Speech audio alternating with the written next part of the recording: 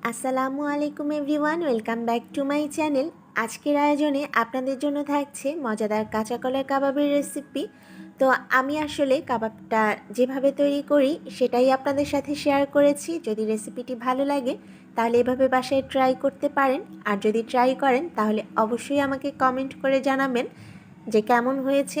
তো চলুন আর কথা না বাড়িয়ে চলে যাচ্ছি মূল রেসিপিতে।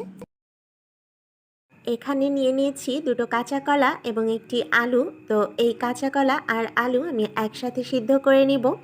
সিদ্ধ করার পর এগুলো খুব ভালোভাবে ম্যাশ করে নিয়েছি। এখন বাকি উপকরণগুলো মেশাবো। তো প্রথমেই দিয়ে দিচ্ছি হাফ কাপ পেঁয়াজ বেরেস্তা।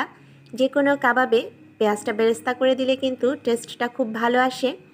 আরও অ্যাড করে দিচ্ছি 1 টেবিল চামচ কাঁচামরিচ কুচি, দিয়ে দিচ্ছি 1 চা চামচ আদা এবং রসুন পেস্ট, 1 চা চামচ দিয়ে দিচ্ছি ধনিয়ার গুঁড়ো, 1 টেবিল চামচ অ্যাড করে দিচ্ছি সয়া সস এবং 1 চা চামচ দিয়ে দিচ্ছি চাট মশলা। তো আমি এখানে চাট মশলা দিয়েছি, আপনারা চাইলে গরম মশলা বা জিরার গুঁড়াটাও ইউজ করতে পারবেন। পরিমাণ মতো লবণ দিয়ে এখন এই সব কিছুকে খুব ভালোভাবে মিশিয়ে নিতে হবে। তো সব কিছু মেশানো হয়ে গেলে এখন হাতে অল্প করে তেল নিয়ে আমি এই কাবাবগুলোর শেপ দিয়ে নিব।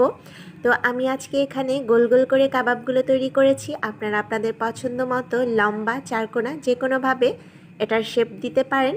তো একই প্রসেসে সবগুলো কাবাব তৈরি করে নিয়েছি। একটা বাটিতে ডিম ফেটে নিয়েছি এবং আরেকটা বাটিতে নিয়েছি ব্রেড ক্রাম্বস।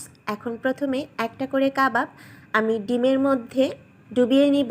এরপর একটা কাঁটা চামচের সাহায্যে কাবাবটা তুলে ব্রেড ক্রাম্বসে কোট করে নিব। তো লক্ষ্য রাখবেন যখন কাবাবটা তুলবেন অবশ্যই এক্সট্রা ডিমটা ঝরিয়ে নিতে হবে, তা না হলে কিন্তু ব্রেড ক্রাম্বসটা অনেকটাই নষ্ট হয়ে যাবে। তো একইভাবে সবগুলো কাবাবকেই আমি ডিম এবং ব্রেড ক্রাম্বসের মধ্যে গড়িয়ে নিব এবং নেওয়ার পর এই কাবাবগুলোকে ফ্রিজে রেখে দিব 15 থেকে 20 মিনিটের জন্য, যেন ব্রেড ক্রাম্বসটা ভালোভাবে সেট হয়ে যায়। 15 মিনিট পর চুলায় একটা প্যান দিয়ে তেল গরম করে নিয়েছি। এখন এর মধ্যে কাবাবগুলো দিয়ে দিচ্ছি। তো তেলটা কিন্তু খুব বেশি গরম করবেন না, তাহলে ব্রেড ক্রাম্বসটা উপর থেকে পুড়ে যেতে পারে। তো কাবাবের একটা সাইড যখন হয়ে যাবে তখন খুব সাবধানে এটাকে উল্টে দিতে হবে।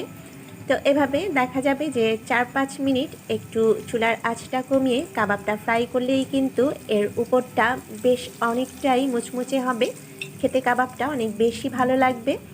আমার কাবাবগুলো গোল্ডেন ব্রাউন কালার হয়ে এসেছে। এখন আমি এগুলো চুলা থেকে তুলে নিব এবং একটা টিস্যুর মধ্যে রেখে দিব যেন এক্সট্রা তেলটা ঝরে যায়। তো ফ্রেন্ডস, গরম গরম এই কাঁচা কলার কাবাব কিন্তু টমেটো কেচাপ দিয়ে খেতে খুবই টেস্টি লাগে। এছাড়াও আপনারা এটা ভাত, পোলাও, খিচুড়ি সব কিছুর সাথেই পরিবেশন করতে পারবেন। তো যদি ভিডিওটি ভালো লাগে তাহলে প্লিজ একটি লাইক দিয়ে দিবেন এবং আমার চ্যানেলটি সাবস্ক্রাইব করে পাশে থাকা বেল বাটনটি প্রেস করবেন। সবাই অনেক ভালো থাকবেন, সুস্থ থাকবেন। আল্লাহ হাফেজ।